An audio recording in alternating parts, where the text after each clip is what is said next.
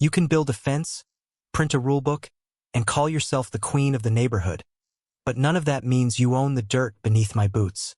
The first thing I heard that morning wasn't the wind rolling across my pasture. It was a woman shouting at the top of her lungs, demanding that a sheriff's deputy remove me from my own farm.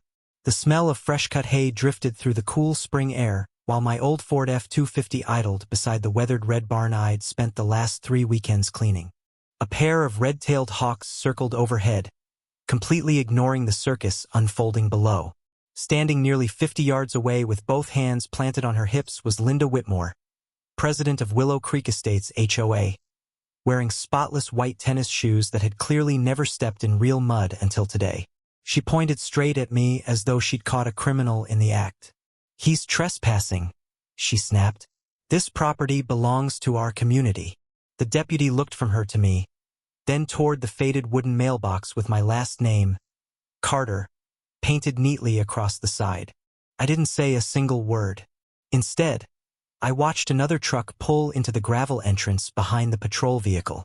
It belonged to the county survey office. The engine shut off, the driver's door opened, and a surveyor climbed out carrying a bright yellow GPS receiver mounted on a tall pole. Linda smiled with complete confidence, convinced official measurements were about to prove everything she'd been saying for months. She had no idea those measurements would become the biggest mistake she'd ever encouraged. My name is Ethan Carter. I'm 36 years old, and after 15 years designing commercial construction projects across Texas, I'd finally saved enough money to leave city life behind. I wasn't chasing luxury. I wanted quiet mornings, open fields, and enough land to hear crickets instead of traffic before going to sleep. When I found this 68-acre farm sitting just outside the entrance to Willow Creek Estates, it felt like someone had handed me the life I'd been dreaming about since I was a kid, helping my grandfather repair fences every summer. The farmhouse needed work. The barn leaned a little farther than it probably should have. The gravel driveway crunched beneath every tire like dry cereal, and the smell of old cedar drifted from the porch every afternoon once the sun warmed the wood. To me, it was perfect. What I didn't realize was that buying land beside an HOA apparently offended someone who believed property lines were optional whenever they got in the way of her opinions. Linda didn't just run the homeowners association. She ruled that subdivision like a suburban monarch whose authority somehow extended beyond every legal boundary ever recorded. At first she smiled, welcomed me to the neighborhood, and even handed me a basket filled with bakery cookies and HOA brochures. Then she discovered my farm wasn't inside her HOA. That's when the smiles disappeared, the letters started arriving, and my peaceful dream slowly turned into the strangest property dispute I'd ever seen. The morning after I signed the closing papers, I unlocked the front door before sunrise and stood in complete silence. The house smelled like aged pine, old stone, and decades of dust that had settled into every floorboard.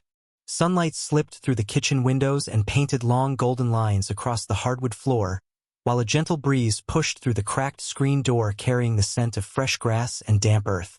I remember smiling because for the first time in years, nobody was calling about deadlines, budgets, or construction meetings. My calendar was finally empty. I spent the next several days doing exactly what I had imagined during countless late nights in my office. I repaired loose fence boards one section at a time. I cleaned the old barn until the faded red paint became visible beneath years of dirt. Every evening I sat on the back porch with a cup of coffee listening to frogs near the small pond and the steady chorus of crickets rising as the sun disappeared behind the oak trees. The gravel beneath my work boots crunched with every trip across the property, and that simple sound reminded me I was finally walking on land that belonged to me. The previous owner, an elderly rancher named Walter Dawson, had lived there for nearly 40 years. Before handing me the keys, he laughed and said, "The farm will test your patience, but it will always reward honest work."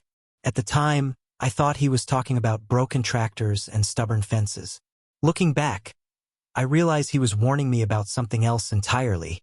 On my fourth morning, a white luxury sport utility vehicle rolled slowly up my driveway without so much as a phone call or invitation.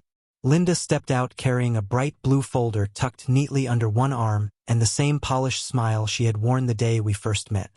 She complimented the view, admired the barn, and spoke with the warm confidence of someone who had rehearsed every sentence. Then she handed me the folder.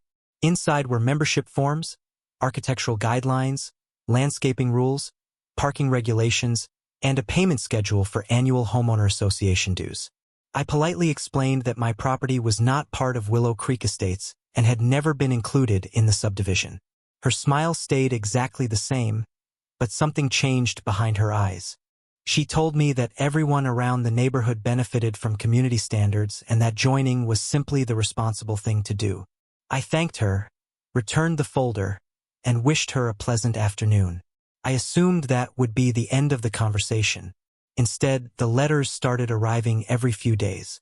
One claimed my mailbox did not match approved community colors. Another requested that I repaint my barn because its faded appearance could affect nearby property values. Then came one asking me to remove my split rail fence because it was inconsistent with neighborhood aesthetics. Each envelope carried the official Homeowners Association logo, and each one sounded a little less like a request and a little more like an order. I kept every letter in a drawer beside the kitchen table without responding. Something about the wording bothered me.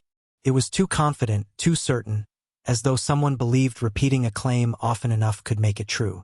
I still had no idea how far Linda intended to push that belief, but I could already feel the peaceful rhythm of my new life beginning to shift beneath my feet. Within 2 weeks, the letters stopped pretending to be friendly. The paper even felt different, thicker, heavier, like someone believed expensive stationery could replace actual authority. Every envelope arrived with the Willow Creek Estates logo pressed into the corner, and every sentence carried the same polished confidence. I was informed that my equipment storage did not comply with community standards. I was instructed to submit future exterior improvements for architectural review. I was reminded that unapproved fencing could result in enforcement action. The funny part was that none of it applied to my property. I knew it. The county records knew it. Apparently Linda was the only person who did not. One Saturday morning, I was replacing weathered boards on the east pasture fence when I heard the quiet electric hum of golf carts approaching from the road. I looked up to find Linda leading what looked like an informal neighborhood tour. Nearly a dozen residents followed behind her, slowly rolling along the edge of my property while she pointed toward my barn, my equipment shed, and even the old windmill that had stood there longer than most of those houses had existed. Their conversations drifted across the pasture with the breeze. I could hear words like improvement, renovation, compliance, and community appearance. It felt less like curious neighbors and more like strangers inspecting a place they believed belonged to them. I walked toward the fence line with my work gloves still covered in sawdust and politely asked whether I could help them. Linda answered before anyone else had the chance. She smiled as though she were doing me a favor. "We are simply introducing everyone to one of the properties that will hopefully become part of the community soon." I told her again, calmly, that my farm was not inside the Homeowners Association. Her smile tightened just enough for me to notice. "Everything around here eventually joins," she replied. "People realize it is easier than fighting progress." The smell of fresh cedar from the fence posts mixed with the scent of warm grass baking beneath the afternoon sun. I remember looking beyond the crowd toward the open pasture stretching all the way to the tree line. That view was exactly why I had bought this place. Peace, space, independence. Yet somehow I was standing in the middle of a debate over rights that had already been settled on paper years before I ever arrived. A few days later, I found small orange survey flags pushed into the ground near my entrance. At first, I assumed the county had scheduled utility work, but there were no markings from any public agency. Then I noticed something else. Someone had tied a bright blue ribbon around one of my fence posts with a printed tag that read Future Community Greenbelt Access. I stood there turning the tag over in my hands while the breeze rattled the dry leaves overhead. No permission, no notice, just another quiet assumption that my property could be redesigned because someone wanted it to be. I removed the ribbon, folded it neatly, and placed it in the same kitchen drawer where I had been saving every letter. Something told me every piece of paper, every photograph, and every strange little detail would matter before this was over. The first real sign that Linda had stopped pretending came on a cool Tuesday morning just after sunrise. I stepped outside carrying a mug of black coffee, expecting to hear nothing except the distant chirping of meadowlarks and the soft rustle of wind moving through the tall grass. Instead, I heard the sharp metallic clank of someone pounding a steel post into the ground near my front entrance. I walked down the gravel driveway, the damp stones crunching beneath my boots, and found two landscaping contractors unloading materials from the back of a flatbed trailer. Sitting beside them was a large decorative sign wrapped in protective plastic. Across the top, printed in elegant gold lettering, were the words, Willow Creek Estates Nature Trail. I asked the foreman who had hired them. He looked down at his clipboard without hesitation and answered, "The Homeowners Association." My stomach tightened. I explained that they were standing on private property and that nobody had permission to install anything there. The foreman frowned, checked his paperwork again, and quietly admitted he had simply been told this section had already been approved by the community board. He packed everything back onto the trailer, apologized several times, and left without any argument. The smell of diesel slowly faded as the truck disappeared down the county road, but the uneasy feeling stayed with me all day. 2 evenings later, another surprise was waiting. As the sun dropped behind the western tree line, casting long orange shadows across the pasture, I noticed fresh tire tracks cutting through the edge of my field. They led directly from the subdivision toward my pond. The grass had been flattened in several places, and someone had left behind plastic water bottles and snack wrappers beside one of my old oak trees. The next morning I installed a few small trail cameras, more out of curiosity than anger. I wanted answers before I made assumptions. Within 48 hours, the cameras gave me plenty. Golf carts rolled across my pasture almost every afternoon. Families wandered around taking photographs beside my barn. Children skipped rocks into my pond while parents chatted nearby as though they were visiting a public park. Then I watched the recording that changed everything. Linda stood near my entrance speaking confidently to a small group of residents. She pointed toward my property and smiled while explaining that this land would soon become an extension of the neighborhood's recreational area. She spoke with complete certainty, as though ownership were nothing more than a formality waiting to catch up with her plans. I replayed the video 3 times because I could hardly believe what I was hearing. She was not simply overstepping her authority anymore. She was creating a completely different version of reality and inviting everyone else to believe it. A few days after that, I drove into town for fencing supplies and returned just before dusk. Sitting beside my mailbox was a freshly installed wooden stake with another blue ribbon tied around it. This one carried a laminated tag that read Future Community Entrance. Someone had measured, marked, and labeled part of my front pasture without speaking to me once. I removed the stake, placed it beside every letter, photograph, and ribbon I had been collecting in the kitchen drawer, and for the first time since buying the farm, I stopped wondering whether this situation would eventually calm down. It was becoming painfully clear that Linda was no longer asking for control. She had already convinced herself she possessed it. By the end of the month, the quiet routine I had worked so hard to build had almost disappeared. Every morning seemed to bring a new surprise waiting somewhere on the property. One day I found bright orange paint marks on several fence posts near the county road. Another afternoon someone had tied colorful ribbons to a row of cedar trees, as though they were preparing for a public event. The air smelled like freshly cut grass after a landscaping crew trimmed the shoulder outside my entrance, stopping exactly where my property line should have reminded them to turn around. They apologized when I spoke with them, explaining that they had been told the work order included the future expansion area. Those 3 words stayed with me all evening. Future expansion area. Somebody had turned that phrase into fact without ever checking who actually owned the land. Then came the morning that pushed everything into a completely different direction. I was repairing one of the old barn doors when I heard several vehicles slowing down outside the gate. The familiar crunch of tires on gravel echoed across the front pasture, followed by doors closing one after another. I walked toward the entrance and found Linda standing beside 3 members of the Homeowners Association board. Behind them sat 2 golf carts and a county sheriff's patrol vehicle. The deputy greeted me politely before asking if everyone could simply discuss the situation calmly.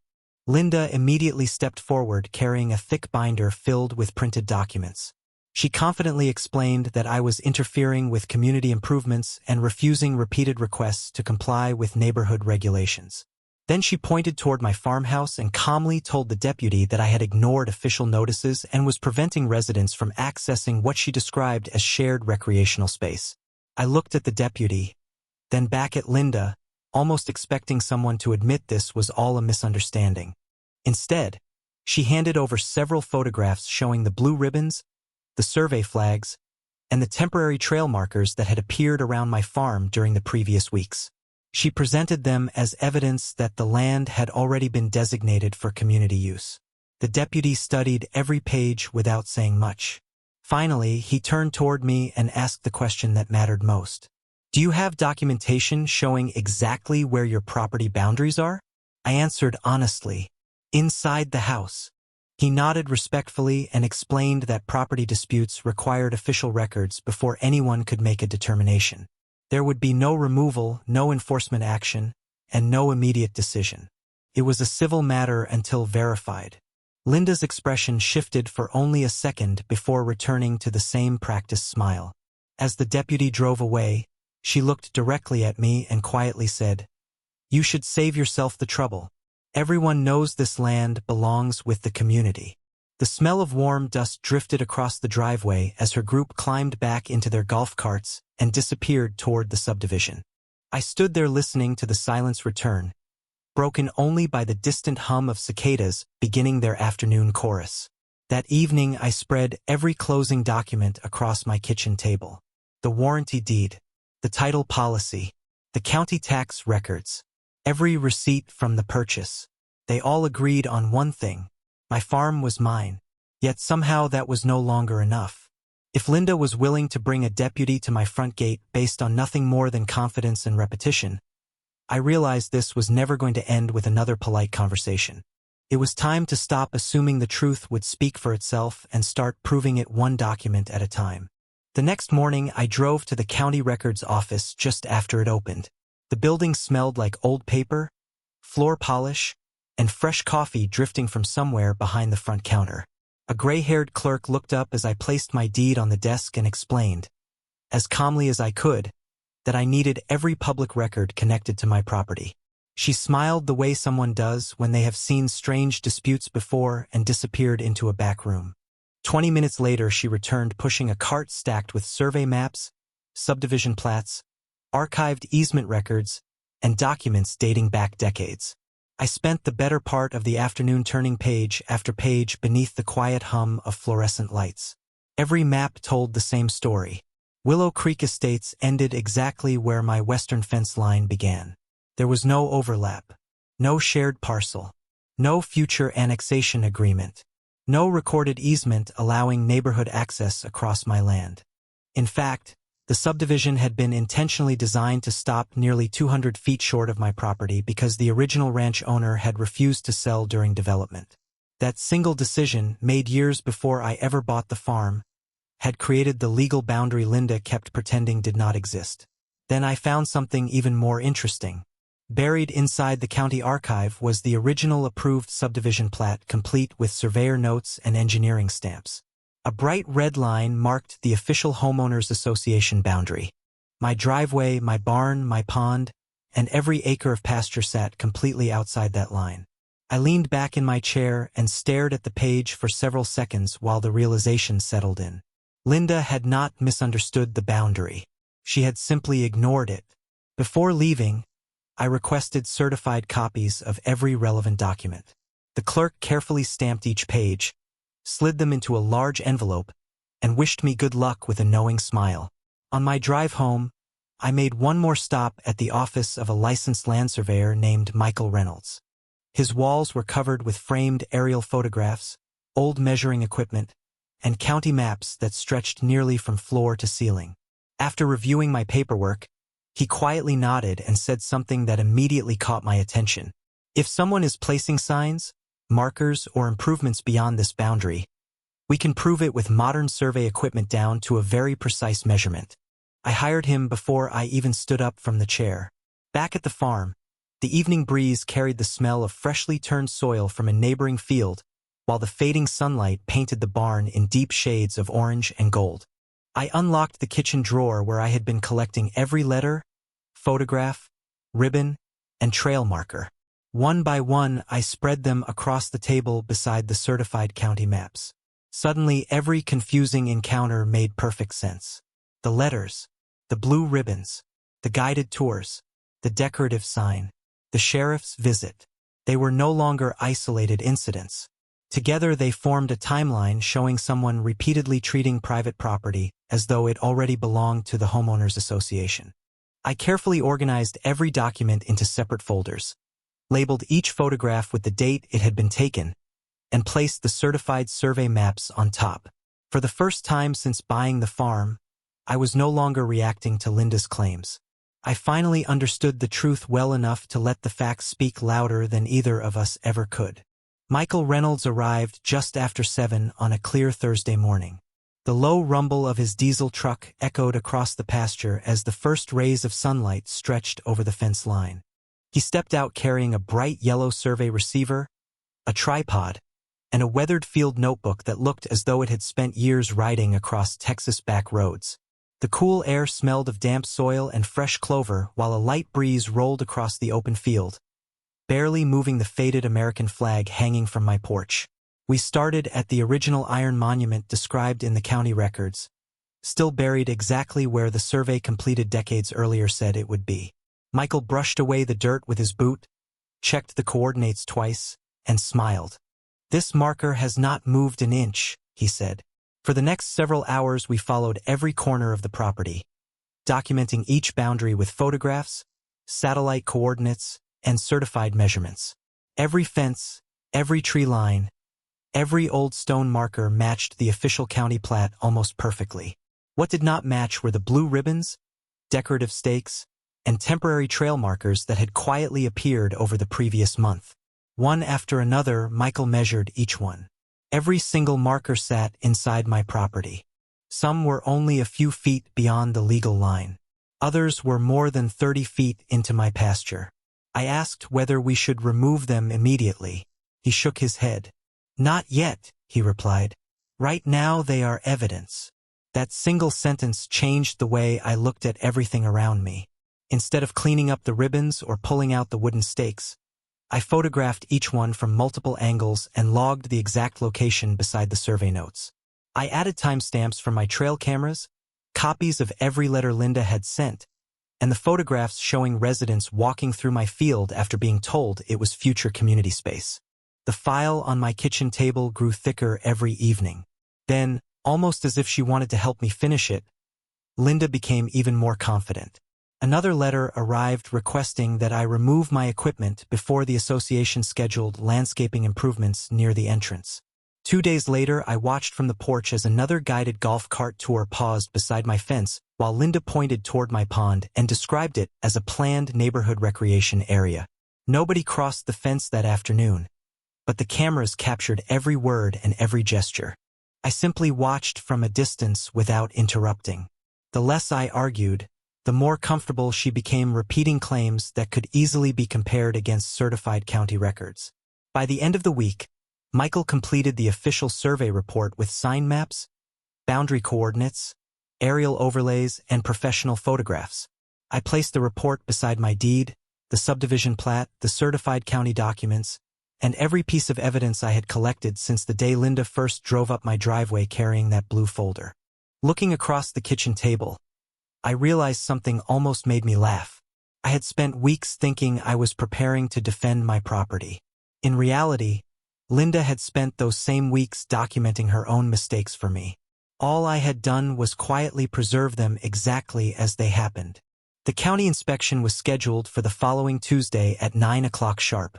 The morning air carried the smell of fresh hay and damp earth after a light overnight rain, and thin clouds drifted slowly across a bright Texas sky. I stood near the entrance to my farm with Michael Reynolds beside me, both of us quietly watching vehicles arrive one after another. A county planning inspector stepped out first, followed by another survey technician carrying the same style of precision equipment Michael had used days earlier. 10 minutes later, Linda arrived in her white sport utility vehicle with several members of the Homeowners Association board close behind. She climbed out wearing the same confident smile I had seen from the beginning, carrying another thick binder beneath her arm. She greeted everyone as though the outcome had already been decided. The inspector invited both sides to remain nearby while the official verification began. Nobody argued. Nobody raised their voice. The only sounds were birds singing from the oak trees, boots pressing into damp grass, and the occasional electronic beep from the survey equipment locking onto satellite signals. Michael handed over the certified maps while I provided my deed, county records, dated photographs, and every letter the association had mailed to my house. The inspector compared the documents carefully before walking toward the first blue ribbon that had been tied to one of my fence posts weeks earlier. The survey technician confirmed the coordinates, checked them twice, and quietly marked something on his clipboard. Then we moved to the decorative stake labeled Future Community Entrance. Again, the measurements were verified. Again, notes were written. The process continued across the front pasture, past the trail markers, along the temporary access route, and finally toward the location where the decorative neighborhood sign had almost been installed. Every single location fell inside my property line exactly as the certified county plat showed. I watched Linda's expression slowly change with every new measurement. The confidence that had filled her voice for weeks quietly disappeared. At one point, she attempted to explain that everyone had believed the land would eventually become part of the subdivision. The inspector politely interrupted her. Future plans, he explained, carried no legal authority without recorded documents approved through the proper county process. Those documents did not exist. He then asked whether the Homeowners Association possessed any recorded easement, annexation agreement, or ownership interest affecting my farm.